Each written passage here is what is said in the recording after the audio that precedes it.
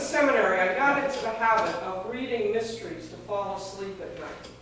Now, you might think that the assigned reading, the assigned theology reading for all of those classes would be enough to put a person to sleep. I found that only worked for me if I tried to study right after lunch. Otherwise, it was really too stimulating.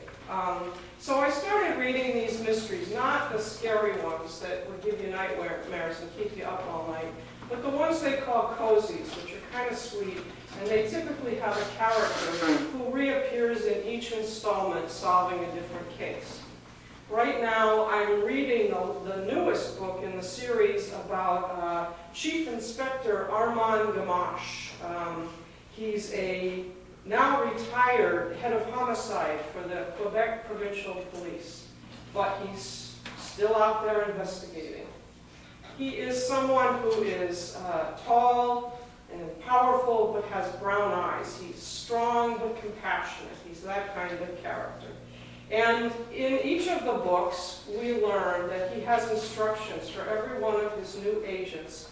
He wants them to learn to say 4 things to keep them always in mind. And they are 4 statements. I don't know. I need help. I was wrong. And I'm sorry. And it's an expression of power through humility. It's a bit of a paradox. It's his humility, not his force, and his absolute personal integrity that give him the strength and the power that he has.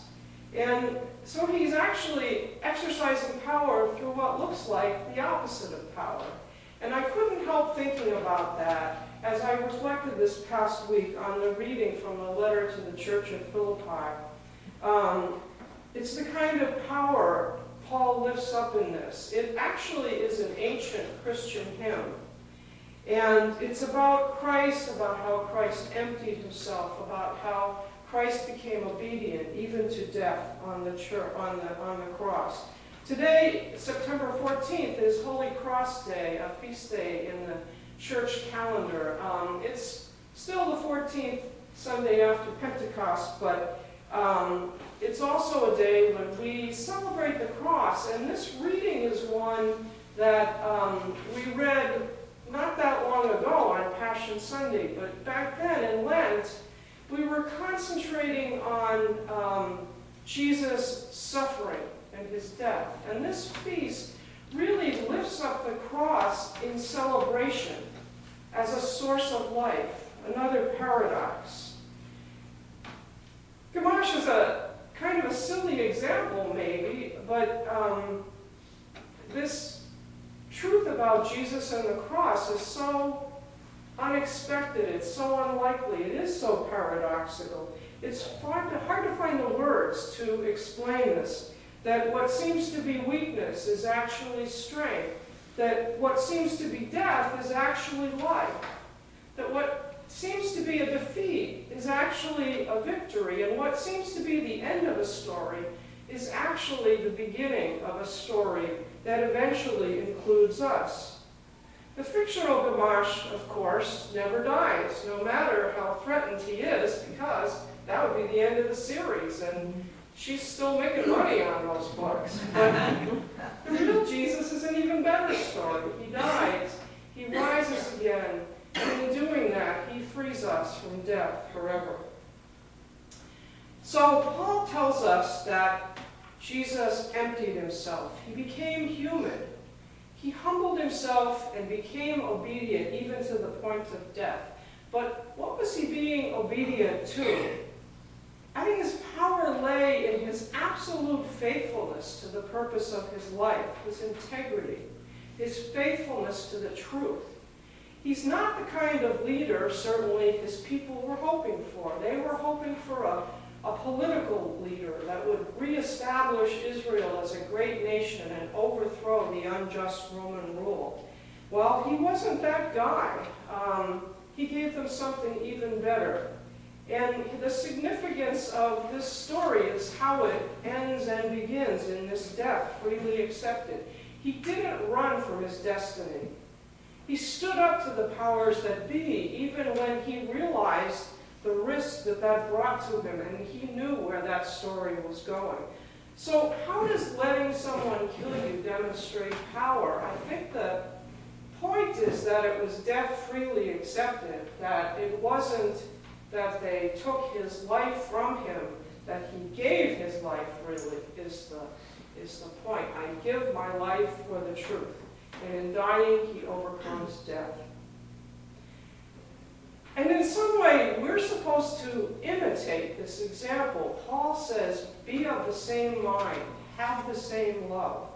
And I spent the week thinking about exactly what that might mean. There's a man named Kenneth Leach who wrote one of those books we were assigned to read, and I still remember this. He says, Christianity goes disastrously and dangerously wrong when we worship Christ, but we fail to follow him. When we worship, but we fail to follow. And I thought to myself, how do we follow?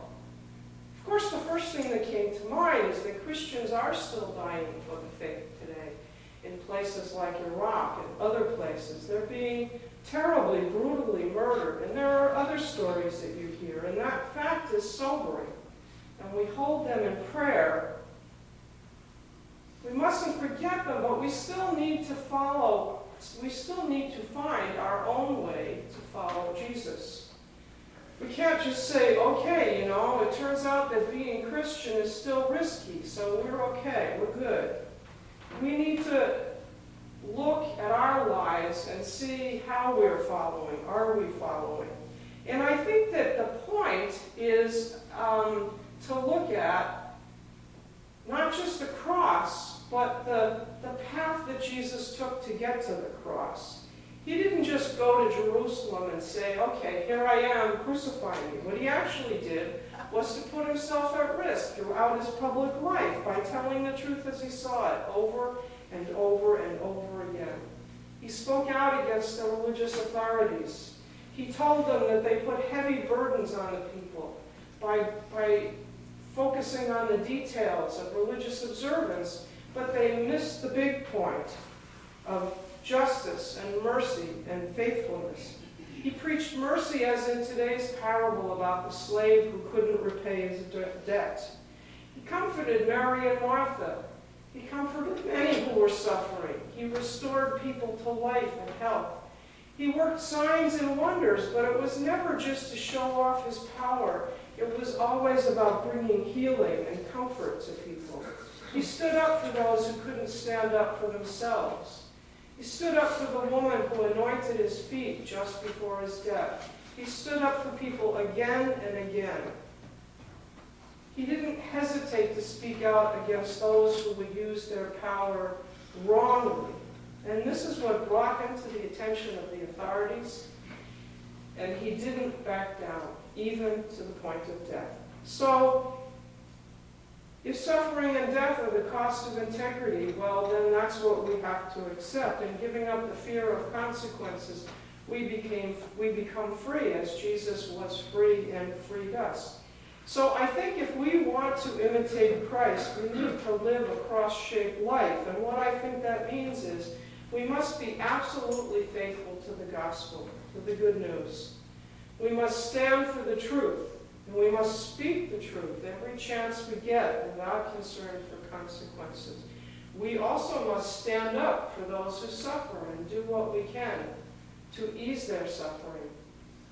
This Christian story is all about paradox. It's about how God becomes human, about how life comes out of death, how victory comes out of defeat. And if we want to be like God, then we must begin by embracing our humanity and speaking the truth as Jesus did. Amen. Amen.